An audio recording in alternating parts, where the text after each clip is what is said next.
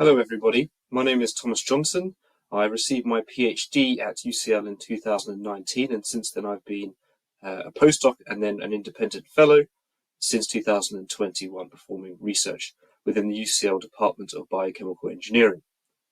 And in this conference presentation today I'm going to be describing how at UCL we've been applying the state-of-the-art, most advanced 3D imaging techniques in order to visualize and characterize a wide range of downstream bioprocessing structures to better relate their structure with function and performance, and how we can then start to use this information in order to inform the design of new geometries of the future.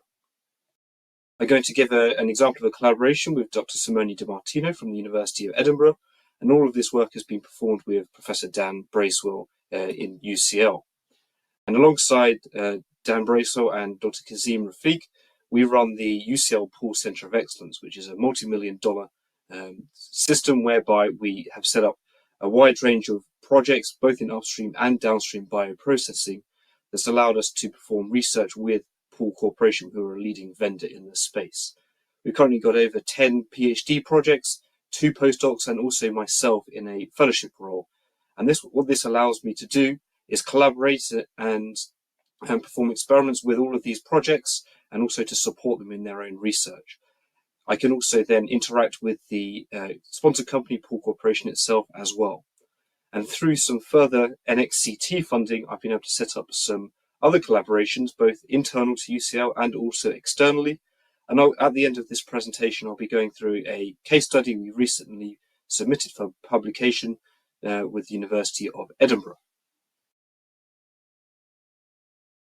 And so I'm going to start off by talking about why we wanted to use these high-resolution imaging techniques, and particularly focusing on downstream bioprocessing structures, before talking about how some of these techniques have been used and how they complement each other.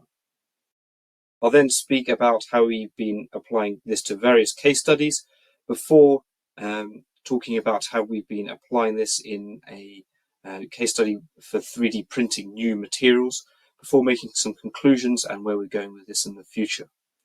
Now, it's very important to state that all of this research goes across multiple length scales, so we're considering an entire capsule or an entire chromatography column down to the individual nanopore within these structures and everything in between.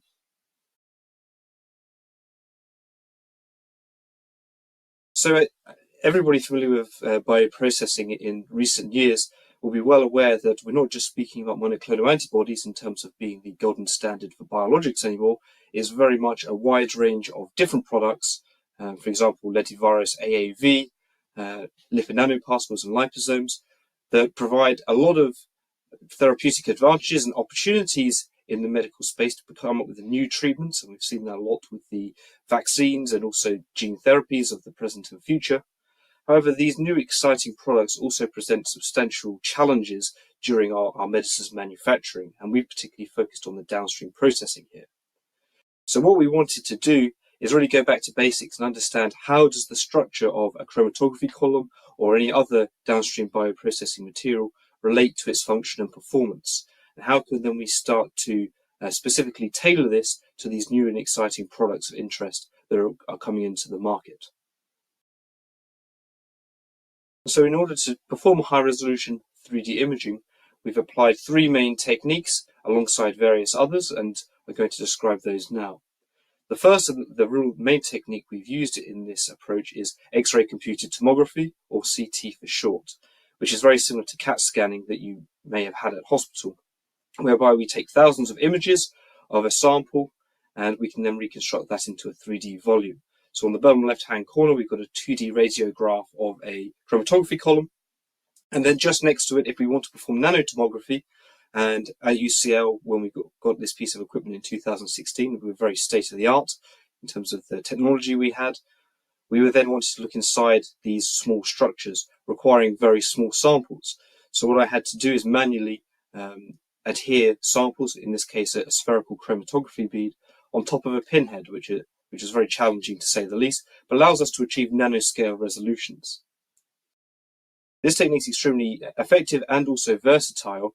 However, if we want even better resolution than what we can get through X-ray CT, we then applied focused ion beam microscopy, very similar to scanning electron microscopy. However, what we can then do with an additional focused ion beam is cut through the material, and then by taking images of the material that we've cut through and then sequentially performing slice and view, we can then get sub-nanoscale resolutions for these samples and really resolve all of the finest features.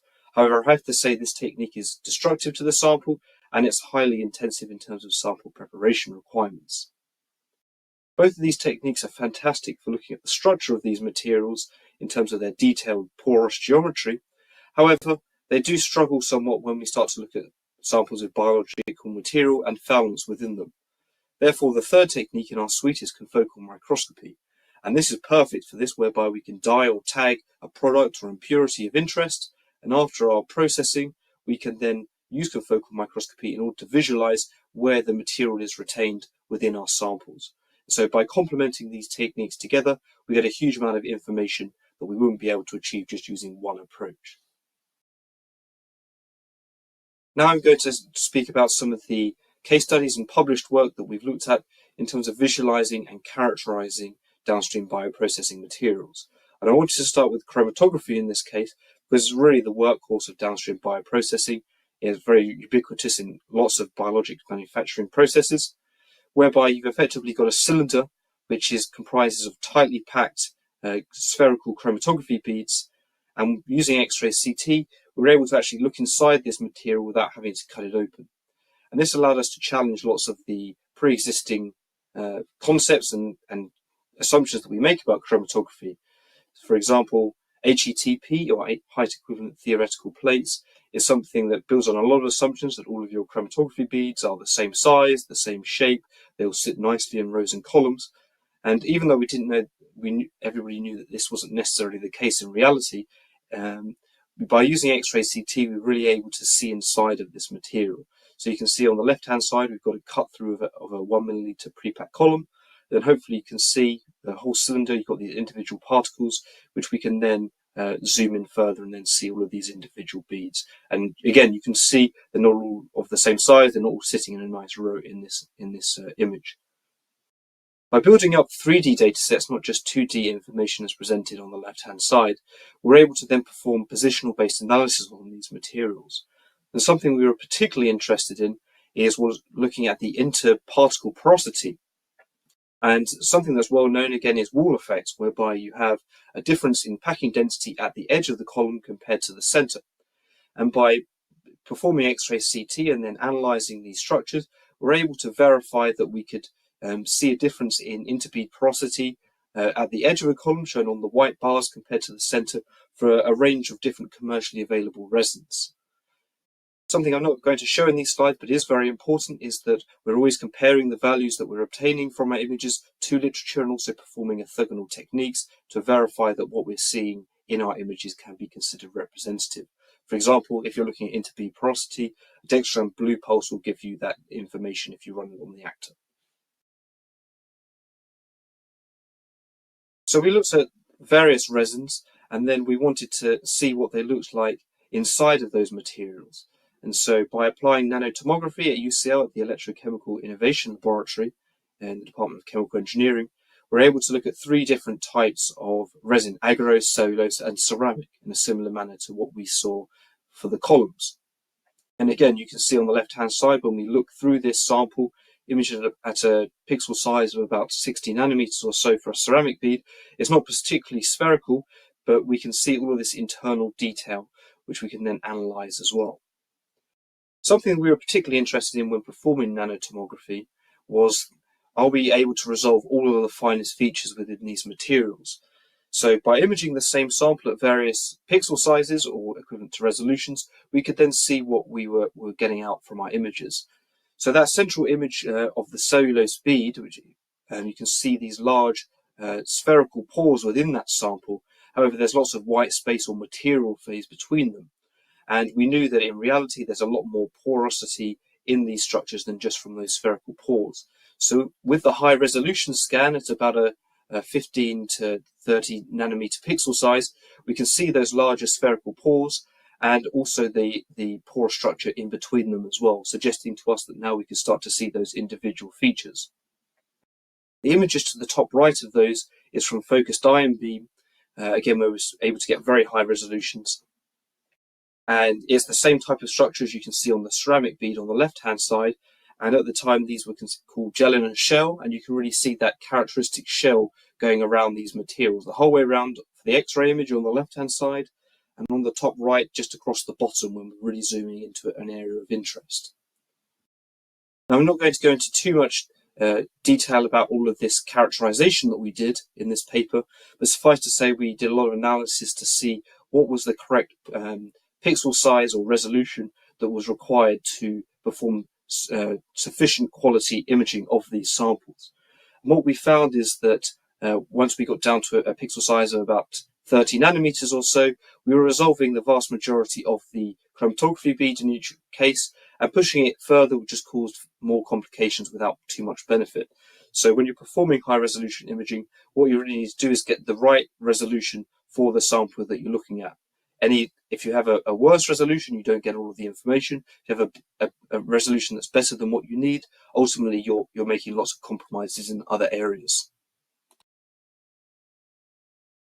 So from that data, we are able to look at what a column looks like, and also what an individual chromatography bead looks like, which gave us a huge amount of information.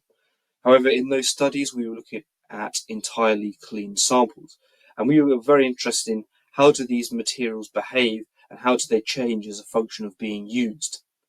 On the left-hand side, we have a study where we were looking at how the packed bed actually compresses, because the resins that we're using in bioprocessing are extremely expensive, and they're not always made out of the strongest materials.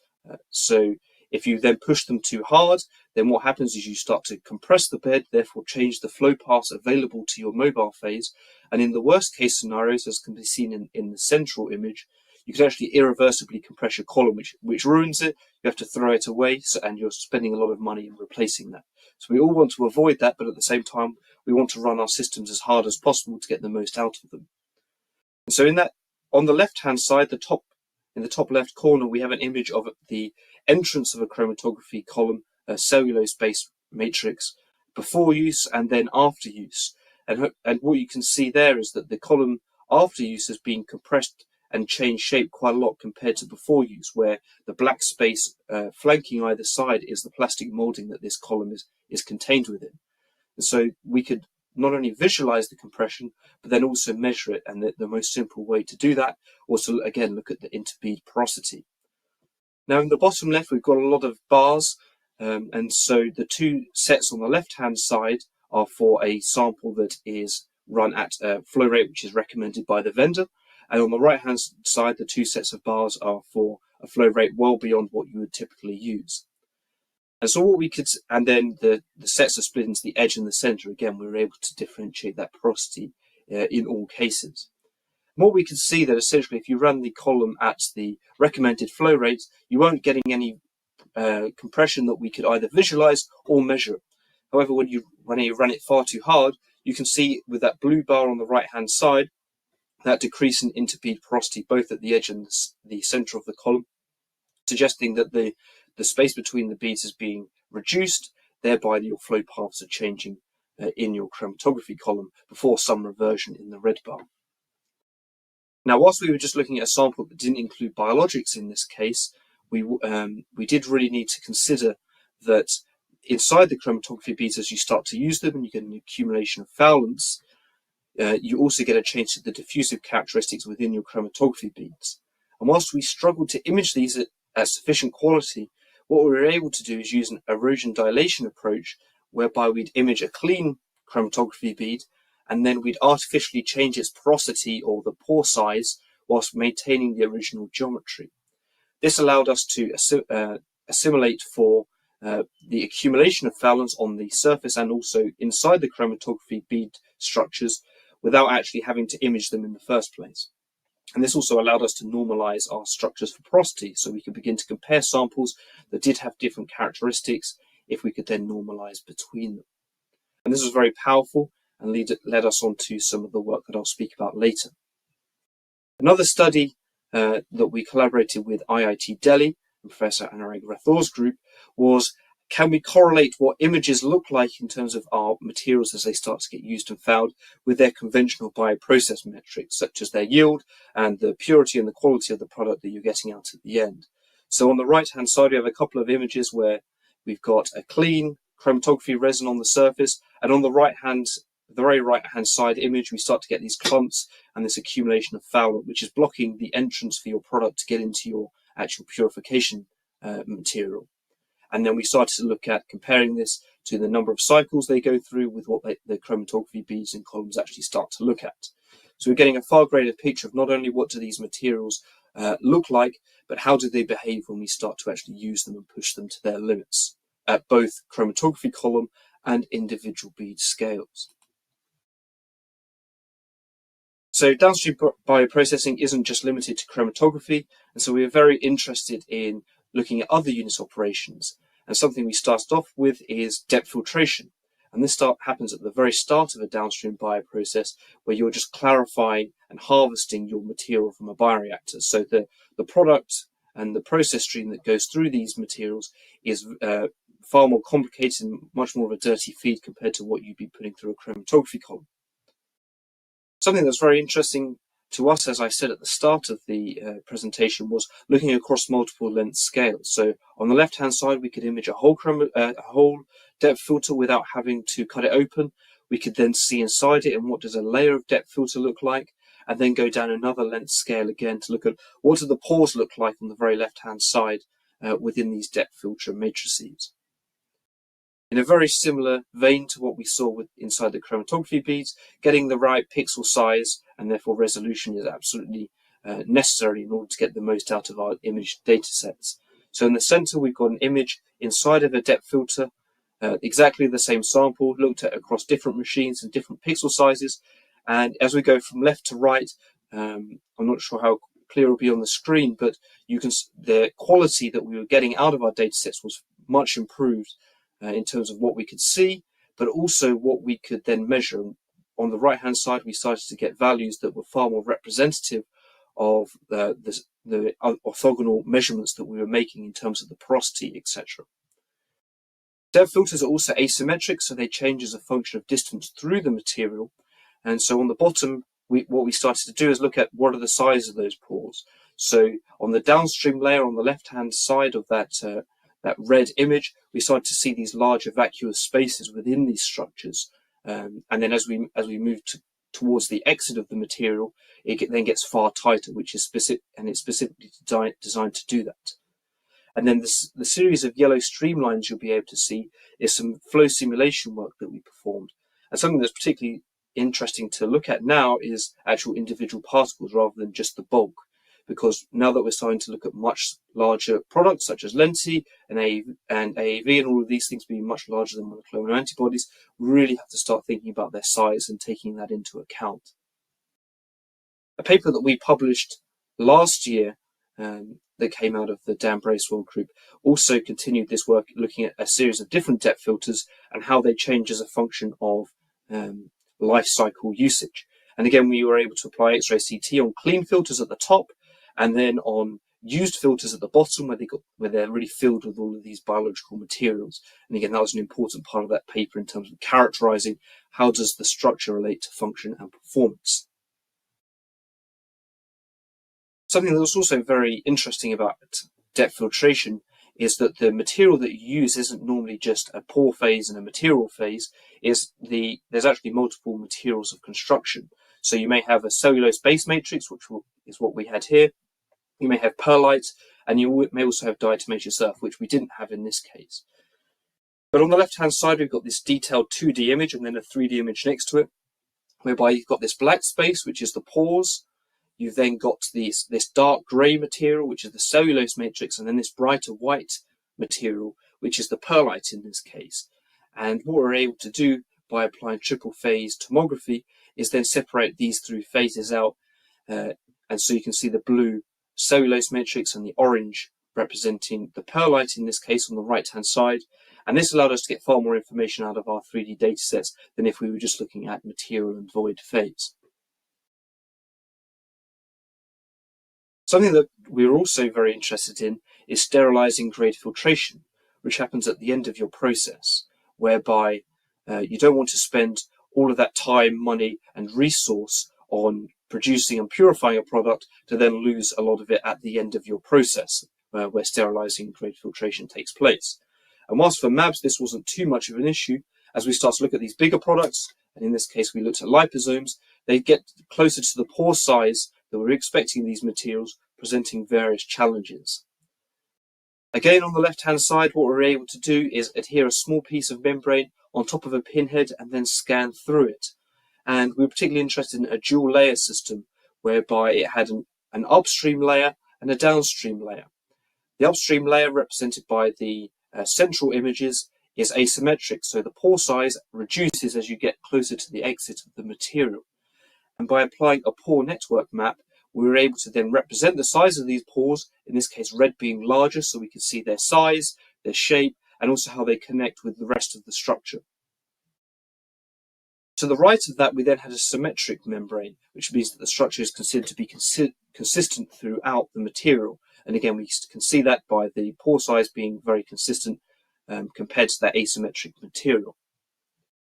By having these visualizations of these pore network maps, we could also then produce size distributions on the right-hand side. I'm not going to go through too much of the detail, but suffice to say we can not only see this asymmetry or symmetry in both cases, but also then quantify this as a function of distance through the sample. However, as I said earlier, one of the real challenges with X-ray CT is imaging biological materials within these samples at very high resolutions.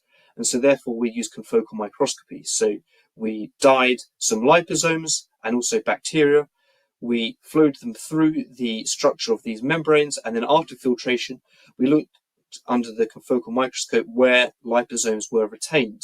So on the left-hand side, we can see that we're getting a band right next to the surface of each sample for both cases. What we're able to do with this information then is look at how this impacts the operation conditions, which for liposome sterile filtration are a little bit different to what you'd expect for conventional monoclonal antibodies. We saw that as we increased the differential pressure in this case, we got improved performance both in terms of our transmission but also our throughput, whilst for MABs you may expect there to be fouling build-up and maybe the opposite to happen. What we could then do is then image a series of membranes after filtration at different differential pressures and then see how their performance compares to the retention profile. And we saw that as you increase differential pressure, not only do you get that improvement in performance, but you also get a much sharper retention band that gets closer to the entrance of the sterile filter. And whilst we're still working on this problem at the moment, we suspect that there can be some absorption mechanics going on, whereby a longer residence time at a lower differential pressure results in a greater amount of time for liposomes to absorb. And so whilst we were interested to see that the performance improved as we increased differential pressure, we're also concerned that you risk the chance of bacteria co-penetrating with these materials, because you want to push these systems as hard as you can, but if you're getting bacteria going through as well, then you're really defeating the purpose. And so at one of these differential pressures, we filtered just liposomes, and then liposomes with bead-in bacteria, which pose a particular challenge because they're very small and very good at getting through things. And what we could see for the upstream membrane on the right-hand side is that there is a different retention profile between these two systems. And so, as I said, whilst we're still working on this, we could see that there is an interaction happening as a result of filtration with lots of bacteria in these systems. And it's something we really need to make sure that we get on top of if we're going to get high yields and high quality products for these new systems. So we can now image, visualize, and characterize a wide range of different downstream bioprocessing materials. And in 2021, this led us to apply for and also get accepted a fellowship grant, whereby we'd use all of that information in order to inform the design of new materials. This would include looking at existing structures, for example, the chromatography resins and filters we've been talking about. But something we thought was very interesting was that we've been already doing 3D imaging and flow analysis. If we could then couple this with 3D design and also 3D printing, we could exactly specify what we want, we could fabricate it to a high standard, and then we could take it through this design cycle to see if it's behaving as we would expect. And in a collaboration with Dr. Simone Di Martino at the University of Edinburgh, we were able to look at some of the samples that his lab is producing in terms of 3D structures analogous to chromatography materials across multiple length scales. So what we're able to do is specifically tailor and specify the size of the structures we wanted to look at. So if we look at the top series of images, we've got a 2D cut through of the CAD design, starting on a very coarse structure, both for the material and the pore phase on the left-hand side. As we move over to the right-hand side, this 200 micrometer feature size is far finer, so that both the pores and the material is much smaller in both cases, but they still got the same sort of geometry. Now, there's a lot of CFD and simulation work that's been performed on theoretical models to show what's the best you could do in theory. However, what we wanted to do is test, are we actually printing these samples to specification, and are there any things that we can help with by applying X-ray CT? And on the bottom row, you can see 3 images of the same types of structures, but when we've actually printed them in the lab and then imaged them using X-ray CT. And even though we get very good agreement between these images, we still started to see some artifacts and other things that we could improve in the printing process to improve the fidelity of the structures we're designing and also then producing. On the right hand side, I'm playing a couple of videos just to show you a rotation in that sample where you can see all of that detailed structure both for the pore phase and the material phase. For the coarse structure, which is rotating, and now the medium structure on the right hand side. Again, we get lots of this intricate internal detail by using X-ray CT without actually having to cut open the sample. So it's actually closer to as we originally intended. So that's very similar to the packed bed scale. And then we wanted to move down a length scale to look at what does an individual chromatography bead look like in terms of a single unit in this case. On the left-hand side, we've got an image of one of those individual units. We can then binarize it into material and voidage phase and then compare it to the CAD file, which is the third blue image. And whilst the CAD file isn't filled in when you print it, obviously you do actually produce it, we could then start to overlay these and see, are we printing exactly what we're designing? And we could examine every single element in every single position within our 3D printed structures. We've been taking this through the design cycle to iteratively improve the design and printing process for these materials, which we recently submitted for publication. We could then also perform flow analysis, not just on the theoretical CAD design, but also on the real structures that we'd analysed, both the bulk fluid in the permeable domain in this case, and also looking at individual particles in red. And again, as I said, very important to start to think about particles now that we're getting much larger products going through these structures. Now, I've been talking about hundreds of micrometers, which is closer to the packed bed scale rather than anything that you see inside of a chromatography bead. However, all of these materials have an internal porosity that's been designed in, whereby we can then greatly enhance our surface area to volume ratio for binding purposes, which is very similar to what you see inside of one of these chromatography beads. In a very similar manner to how I described earlier, on the left-hand side, we have a small piece of the 3D printed structure. Next to it, you've got the interface between the pinhead and the adherents, with then X-ray CT above that, whereby we can get these 2D and 3D representations of the internal structure of all materials that we looked at. And in a very similar vein to what we saw before, we can perform simulation work on this in the diffusive domain, both for the bulk on the left-hand side, next to it for individual streamlines, as represented by the red lines. And again, we can start to look at the pore size. We can see how they all interconnect with each other and then produce a size distribution. This then allows us to not only tailor and design some of the characteristics when we're designing and printing at the analogous to the column scale, but also what is the right pore size distribution for our product and process inside of our material phase as well. We can really start to harmonize across multiple length scales to get the most out of these structures. So to conclude, 3D design and printing is a very powerful technique to start to look at new bioprocessing structures, and it's very much powered by 3D imaging in terms of better understanding the design and how it relates to structure, function, and performance. We can do this not only for these 3D printed structures, but also for the existing resins and filters. I've got some final references that you may want to look at later. And finally, just to thank my collaborators and sponsors at Pall Corporation, friends and colleagues at UCL Biochemical and Chemical Engineering, University of Edinburgh, and also Fujifilm. My email's on the bottom right. Thank you very much.